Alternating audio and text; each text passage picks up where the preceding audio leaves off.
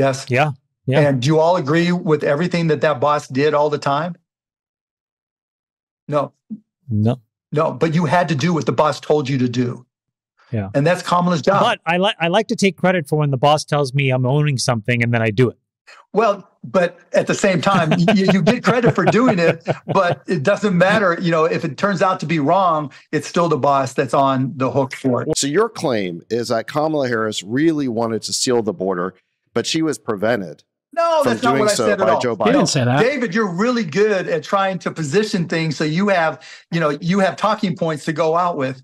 You said that this is a case of a VP who was thwarted by her boss from doing what she wanted to do. No, that is not what I said. That okay, is not so what, you admit you are that the she was king on of board. Virtue signaling, David. No, you are it's the not king virtue of signaling. for virtue signaling. Okay, so the truth is she was on board with Joe Biden's agenda. I don't know. She's doing what she was fucking told to do. Which one is it? You're creating false choices, David. You're creating the one false who said choices. It. So, David, if you do the job your boss told you to do, do you make a declaration before you do it if I agree or disagree? Then how do you know she disagreed with Joe Biden about these policies? Because I see what she's doing now.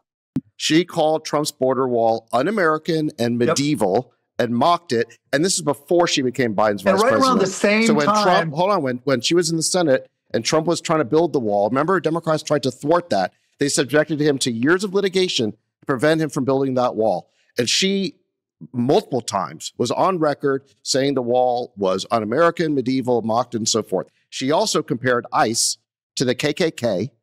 She said that images of Border Patrol agents evoked slavery. Okay, this is her rhetoric. I don't think Joe Biden made her say that.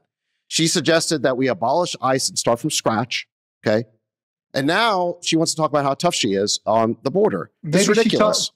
And in addition, they got rid of Trump's Remain in Mexico policy, and they changed the meaning of asylum so that anyone who went to the border and said that they were suffering economic hardship, which is basically the whole world, okay, could now qualify for asylum. And they were given like a ticket to appear in court one day, like 3 years, 5 years, and they were ushered into the country.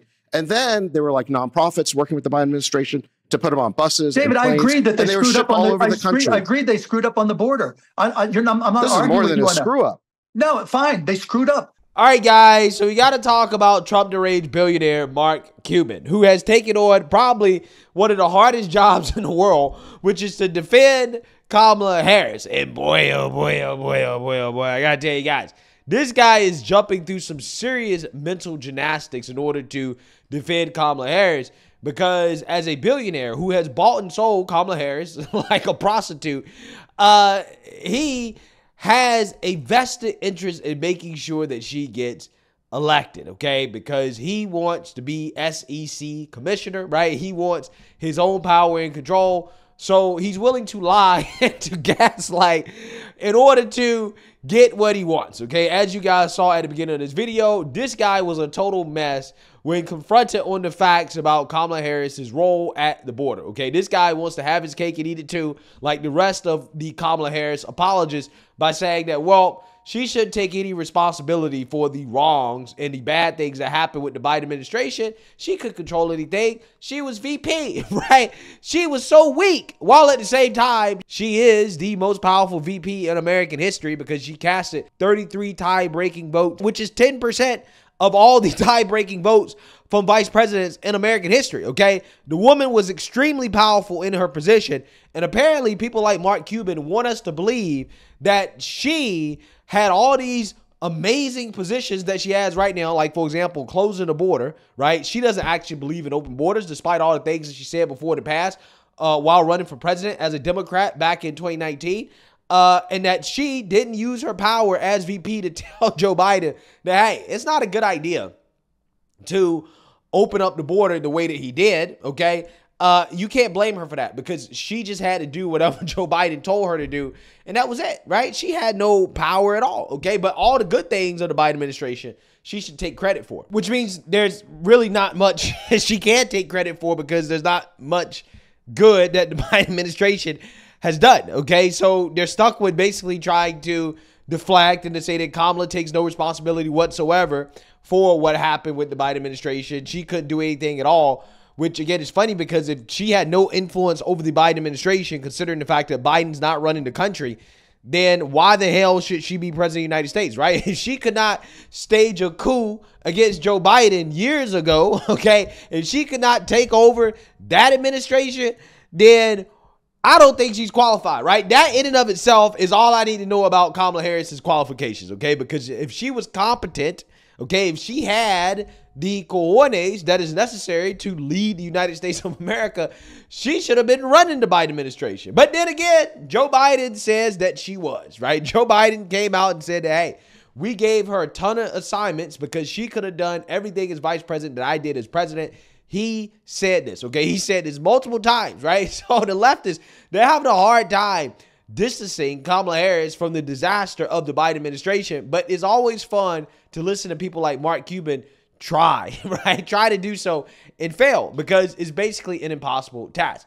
So that being said, what Mark Cuban has defaulted to is trying to trash the Trump administration and his presidency as a way to make an argument against Trump because he really can't defend Kamala Harris and her terrible record.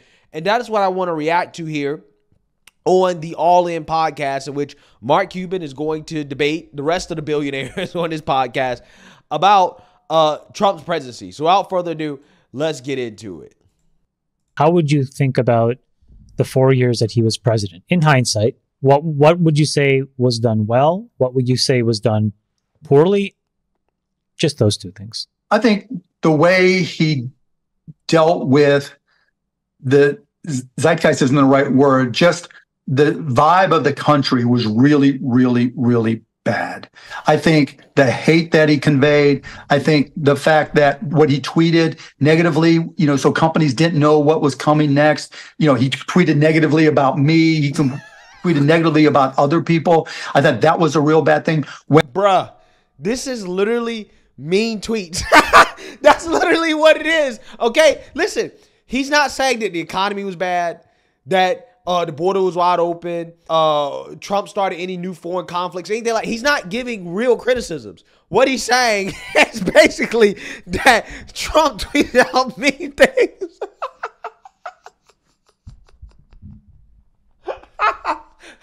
That's all he has.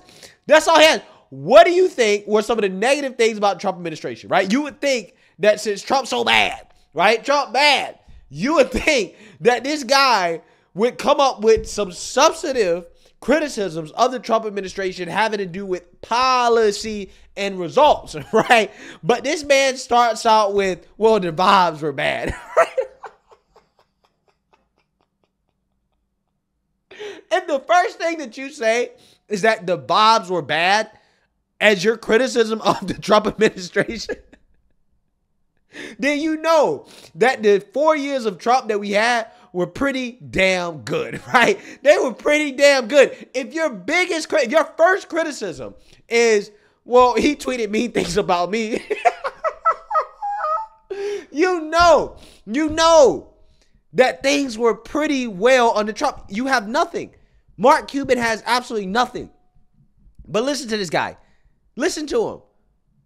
He tweeted mean things about me. That's why he's so bad. This man is so Trump deranged.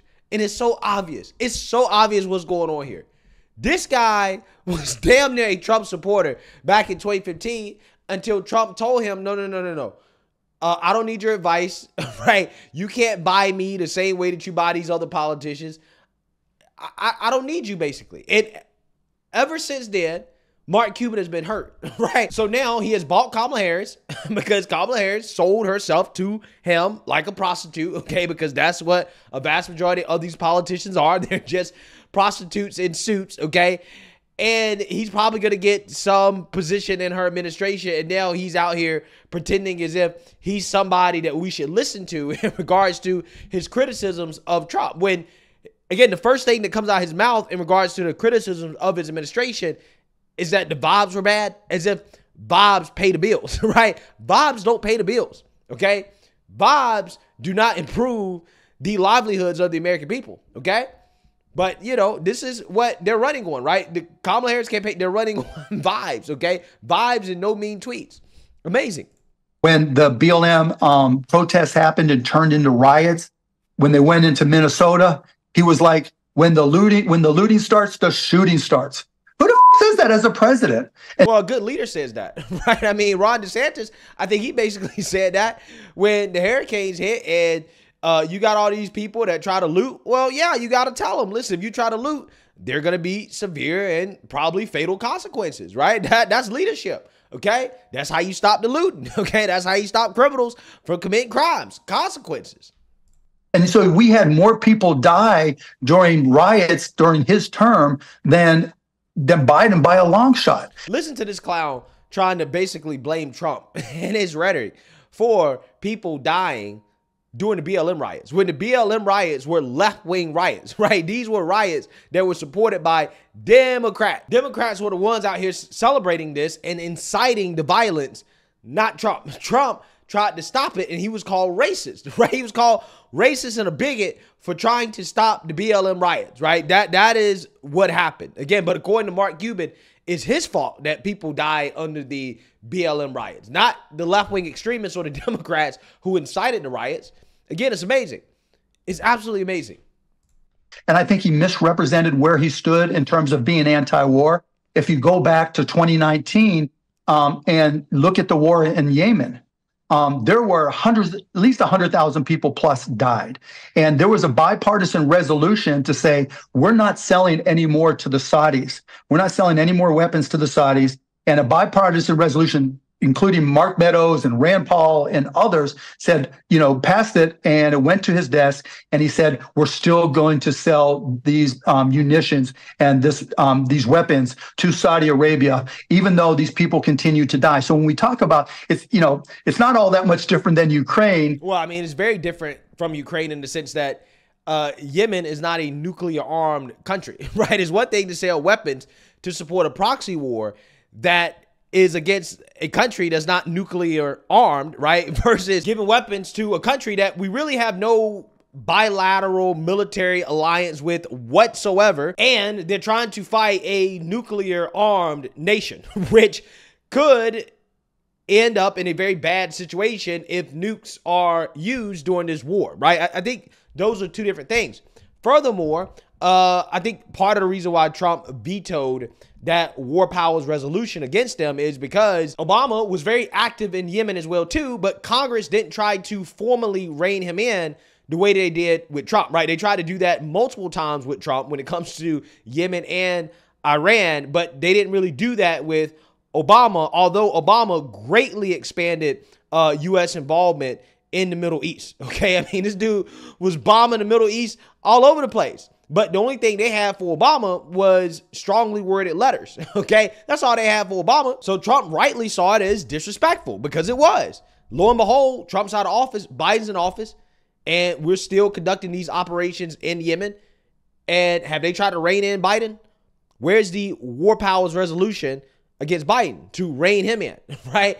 I haven't seen Congress pass one in order to try to force an end to U.S. involvement in Yemen, but they try to do it under Trump. In some respects, only Saudi Arabia got the Glengarry leads and Ukraine got our old stuff, and we replaced it. And so when he comes out now and says, look, I'm against all wars, there were no wars, that's bullshit, right? The mainstream media. And I know, well, okay, so there's two things there. So just on the 2020 riots, I don't know how you blame Trump for the BLM riots of summer of 2020. I didn't blame him for the riots. What I said was how he dealt with it. Okay, I get you don't like the mean tweets. I totally get mean tweets. No, don't diminish it, David. Don't diminish it as just mean tweets.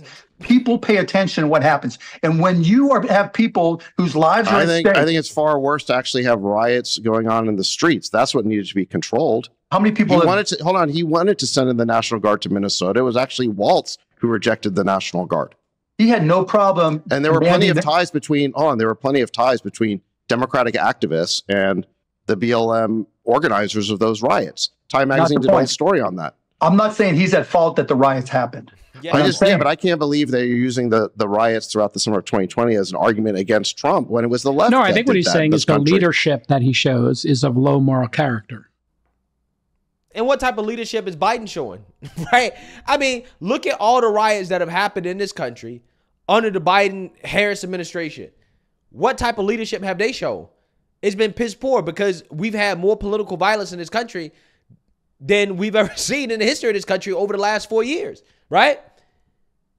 Again, I hate when they use this whole moral character argument nonsense, this crap, because that's what it is.